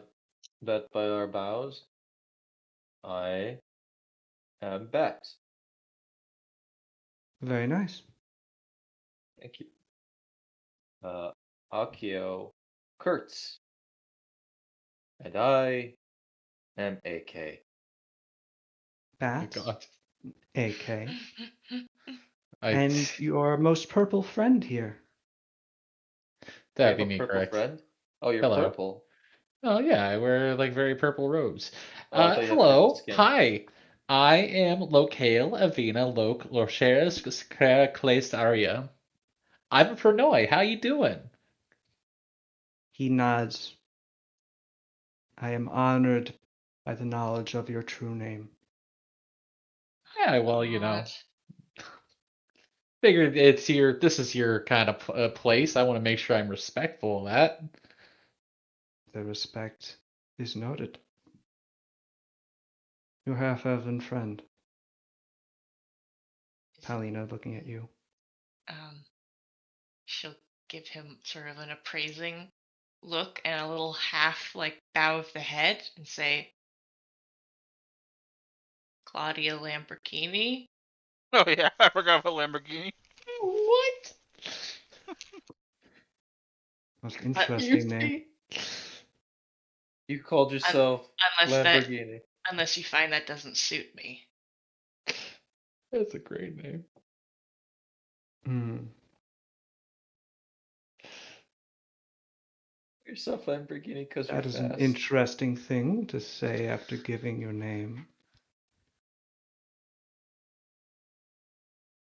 His lip curls slightly on his right side. Oh, he's smiling. Why wouldn't it suit you, Claudia Lamborghini? It seems so fast a name. Thank you. Well, people go by many names. That they do. I'm sure you have a handful. He smiles wider. And this time you actually see teeth, Yeah. What are those teeth like? like an elf's. Okay. I do indeed. And you, my friend. Luca, nice to meet you. Luca, very good. And you, Leaf. And I'm Fach. What? Your name is Fach. Yes? Blue Eyes closes his eyes for a moment. It should be noted that Blue Eyes does have intensely blue eyes. Okay, I thought you said he didn't at first. You said you had gold eyes. Oh, excuse Yeah. me. Yeah, no, I did. Blue Eyes does Hey. not have blue eyes. He has golden eyes. Yeah. I want to ask. Intensely I golden want to ask eyes. you about that, but it doesn't seem like appropriate to ask. So. So I am told that you have brought me something. Yes, as agreed on by as mediated between us by Bo, I have brought Yes, what you've asked Bo. for. Such Uh, interesting people you have brought me here.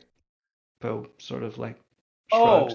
Oh, okay. That's what. Sorry, I wanna intrude because it was really bothering me. You kept saying "fuck," and it was like, what the hell does "fuck" mean? And it's like, I know I've heard that word before. Is it Arabic? And it's like, oh right, it's a city near Mecca. Okay, Oh, sorry. yeah, how about that?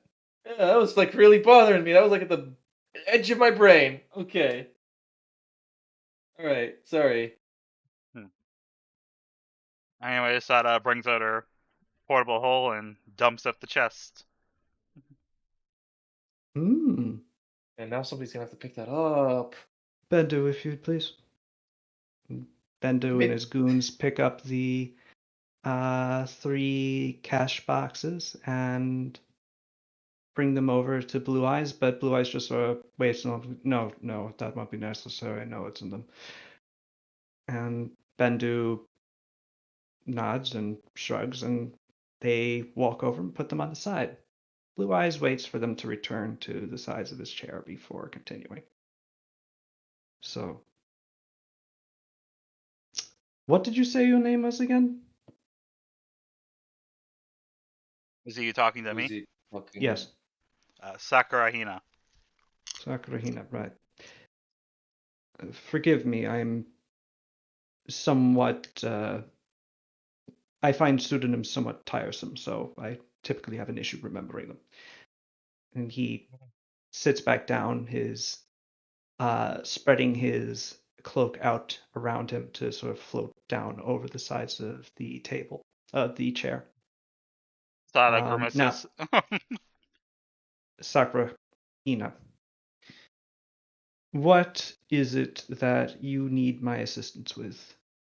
Since you've already proven yourself willing to go to great lengths to gain it. We need to get out of the city. You need to get out of the city. Well, for what purpose, I wonder? We have a mission in the deeper parts of Kesh. To Interesting. hopefully to, Tell to me run more. to run interference with the Shogun. That Tsurugu has been currently locked in war with. Yes, I'm aware of your ongoing rebellion, but please illuminate me as to the details of your mission in Kesh to distract this shogun. I am curious as to how Kesh could possibly do so. Keshites do not have fleets, and it is difficult to ride a horse across an ocean. And tea itself is as much a wall as the mountains to them in order for them to reach the shogun's actual forces on the continent. So, what are you here for?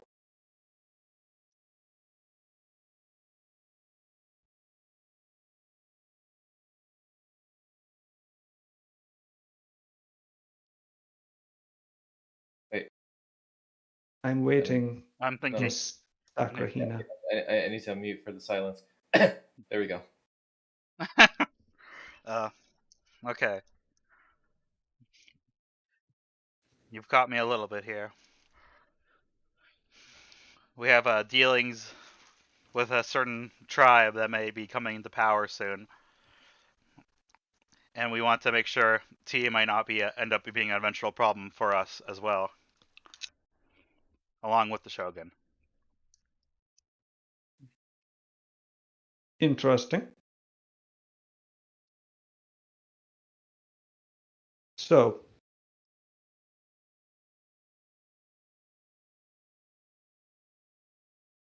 you say you have dealings with a tribe or a clan? A clan. Clan. That will be coming to power soon? In what way?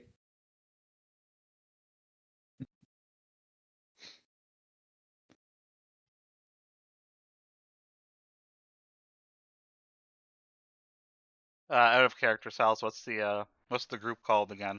That's currently in charge.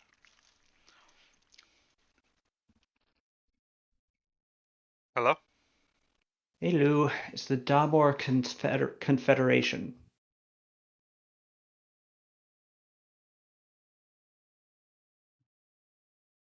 They're likely to take over the Darmo Confederacy or replace it.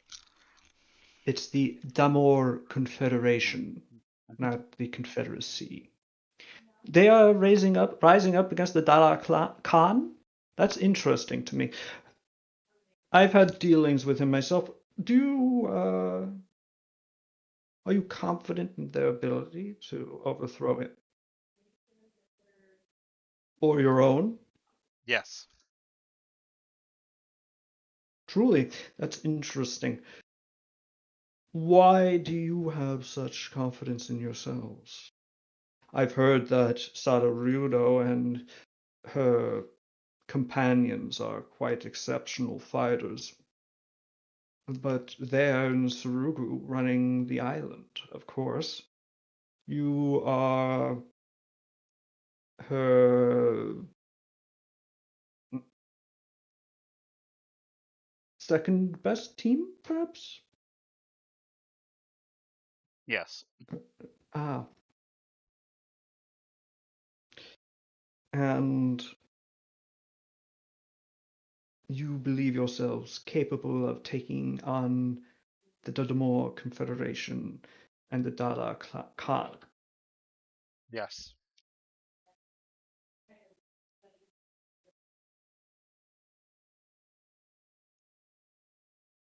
And what is the name of this clan?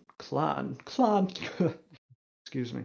What is the name of this clan that you are planning to use to sow the seeds of destruction in the Damor Confederation? How indeed does the destruction of the Damor Confederation threaten the Shogun? I mean, beyond just the elimination of one of T's enemies, it would perhaps allow them to redirect a greater focus on his invasion. I can see that much. But still, it seems a little bit of a roundabout way of going after your enemy. That I cannot share. You cannot share. That's very disappointing.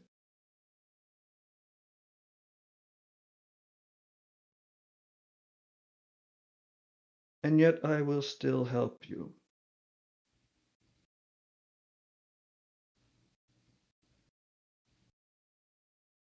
Do you know why? Why? Because. And he gets up and walks towards you a little. And as he does so, he raises one of his hands, one of the fingers with the rings on it, and he just sort of flicks it forward. And as he does so, you can see that his nails are long and tapered Like like claws? claws. Yeah, very much so. And you hear the door as he just sort of flicks his finger towards himself. You hear the doors behind you slam shut. Make us fight this guy. Because Sadaryudo, I have cause to desire the decimation of the Dala Khan as well.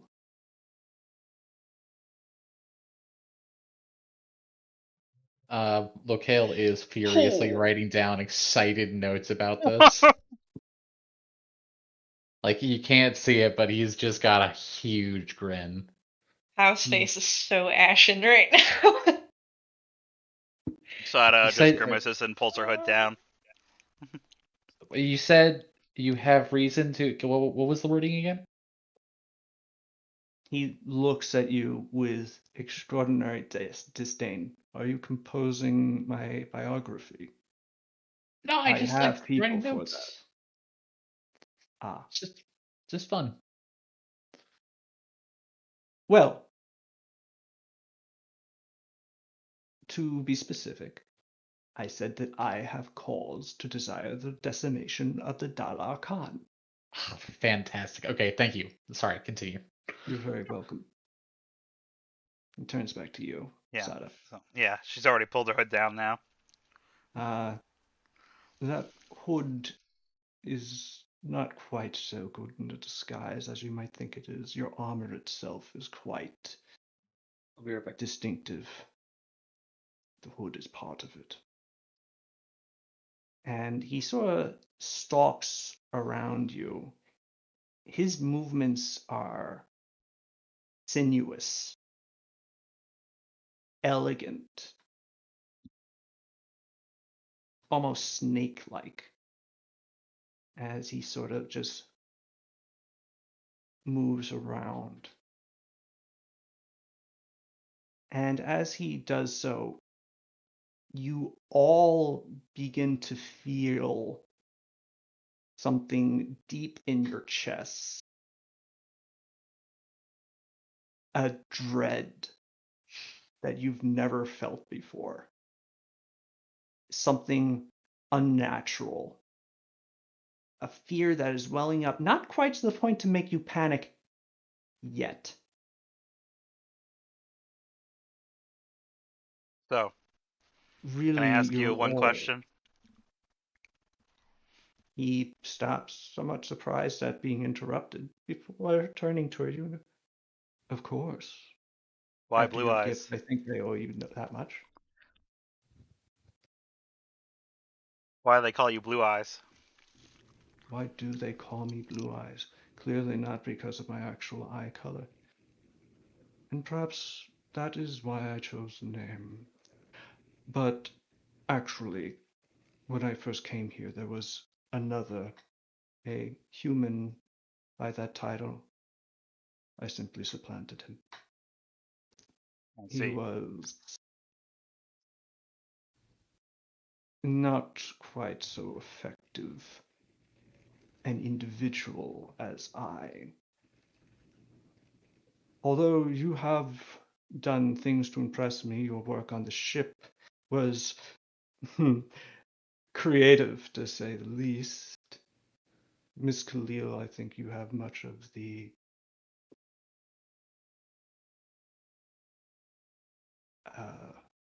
how should I put it? You have much of the blame? No, you have much of the credit for that. And of course, there was the activities of your friends here. And as he's done this, he's been sort of like stalking around to the rear of your group, and something has been holding you in place, keeping you facing forward towards the chair and his minions. And something that you've noticed is that his minions seem to be feeling the same feeling you are. Bendu et al. Are ashen. And as Blue Eyes sort of shifts around Batfire and Thurman, he just taps them both on tops of the head, and their disguises just fall away, becoming themselves. The theft of my comm beads was actually very impressive. Though, perhaps, if you intend to return to the scene of the crime, don't shout out that it was you that did it. What? Simply a bad choice. Oh, did you not hear that was what your friend did? Yes. Otherwise, puts his hands on Told him he was an Batfire's idiot. shoulders. Oh no, he was simply hot-headed. So many young people are. I am somewhat older. And what you might not know I have a about feeling you're much older. people, yes, I think you have. I suppose it's enough time to be playing around. The thing about age and people like me is that when you get very old, you feel a presence behind you, though you are still facing forward. Suddenly, there is a gravity behind you. And as you are looking towards the chair, you see a long, sinuous, blue-scaled tail Hey, wrap Rita its called it. way around in front of you, all the way around, and continuing before, with a great earth-shaking thud, two massive clawed hands or claws. They have thumbs.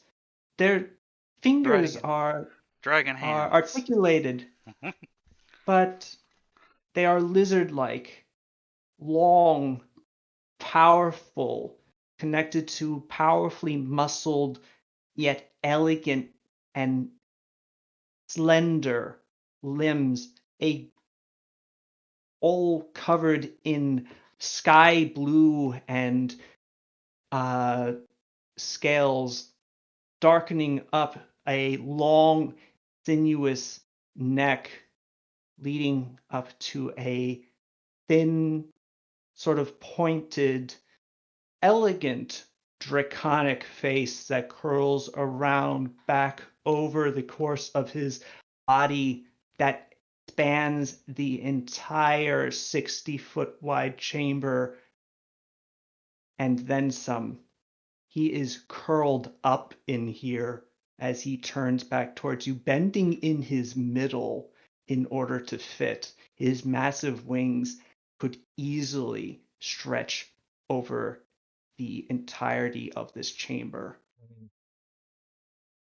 The colossal dragon, as Blue Eyes is now quite clearly, looms above you. Yep. Ah, that is actually quite a bit more comfortable, though it is a little cramped. That's the problem with your mortal buildings for someone like me. His head moves with such incredible grace. His neck is incredibly articulated. He is very much like a snake with legs and wings. As he heads down to you to bring his face straight up to you, Sada. And it becomes very clear at this point that if he were so inclined, he could swallow Batbayar like a treat. This dragon is humongous, colossal, a great worm if there ever was one. This thing must be ancient. So, Sada Ryudo, let's speak of revenge. And with that, we'll end the session for tonight. Damn. Damn, Styles, can't believe you put a hot dragon in the Hot game. dragon! Oh my god! Man, I that figured might he be was. I like figured it was the dragon after about like 2 minutes. that Yeah. player like. I thought he was man, gonna I be don't like. know I if thought he was I'd gonna be a dragon. gold one, from how you Oh described him. But nah. no, blue. no. He is. Blue. You should He's be blue, so He's lucky. blue eyes. Yeah. But you, if he was a gold dragon, you might have felt a little bit more comfort Yeah. along your own kind. But I tried to intimate to you, Toom, that you should not be comfortable about this one. Nah. This is a chromatic dragon. Mm. Freaking cool. He is I just really made. sexy, I though. just made I've the been looking forward assumption. to this for a while, by the way. I Nice. bet! There's Yeah. nothing better than a secret dragon. It's just the most satisfying reveal you could possibly do. It's amazing. Oh, I'm very happy. I just Very made the good. assumption. I just made the assumption he was an evil metallic dragon. You never But know. no. He also hasn't really done anything evil yet, Hmm. except having you rob a ship. But you've stolen things before, so hey. Yeah. Your mentor was a great thief. Yeah. Maybe We also he's kidnapped a just a child. really, really friendly ancient blue dragon. Yeah. I mean, Maybe he's a good chromatic dragon. You never he No, know. didn't he- kill Locale for getting up to shenanigans with the notebook thing. Yeah, but we serve his purposes here. We already know that. He said as much. Like, Yeah. he sees That's a true. good opportunity in us. Let's find out what his maybe revenge some is. entertainment. Just Oh, saying, man. Locale's thrilled about this. Like, I Man. was saying to Rita, like, that when you play a horror game and like, yeah, you're scared, but at the same time, it's like you're like, it's a fun scared. Thrills and chills. Like, you're just, the adrenaline is like, yeah! Yeah, that was full Locale. Yes, he was terrified, but it If was like only an awesome, if hyped only terrified. Hajime was here to see this. Pow is very much not having that amount of fun. I still Yeah, have I that pearl that imagine lets me that call. Pow is not super thrilled. I still have that pearl lets me call our brass dragon friend, but I don't think she'd be able to take this guy. She was small Oh no, still. she was about the size of a horse. She's Yeah. a baby, yeah. What was her Yeah, name? she. Actually, I've forgotten. Yeah. I would need to go back to the episode and watch. I've actually looked through my notes for her name and I can't find it anyway. She never Anywhere. existed at all. But yeah, she is about this from nose to tip of her tail. She's about as long as one of this guy's arms. This dude is Find her big. in a cave or something? Yes, you did. Yeah. She had a dragon slaying sword in her head, Oh, Yeah. God. Oh, and man. Hajime That's removed gonna it. give you Yeah. a Long headache. time And ago. then she decided to stay in And now she's in Paven in the Yeah. Tower of the Dotores. That'll probably have cause no problems whatsoever. No. Oh, she's a good dragon. Right? Yeah, Yeah. she is a good dragon. She has a Brass or horde, bronze or but something? What it's is she? her. Copper? She is a bronze dragon, so actually she's a really good dragon. Yeah. Oh, But good. that's the other thing. I am not a DM that does always good or always This is evil with true. each Yeah. individual. This is true. Well, if But I was a DM, dragons everybody would be black and white. have idiosyncrasies inherent to themselves. Hmm. Yeah. Yeah, Anywho. and on Logos, all the dragons were evil at first, right? Until that adventurer yeah. dude like convinced the Until they were metallics. introduced to Jesus. Yeah. Jesus. He convinced the metallic dragons to be cool, right? Yes.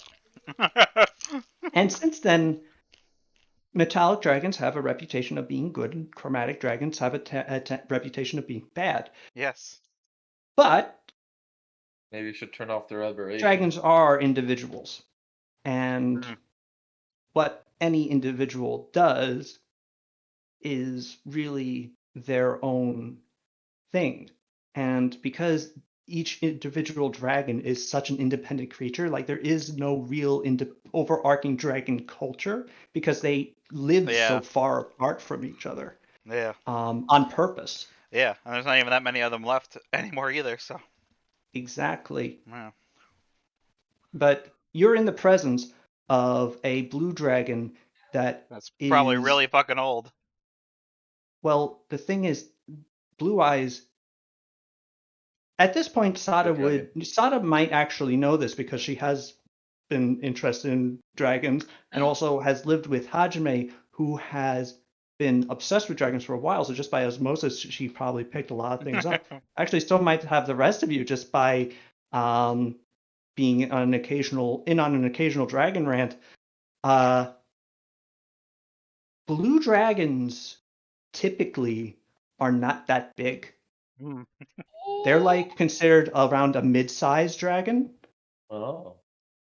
This dragon is larger than a very large red dragon.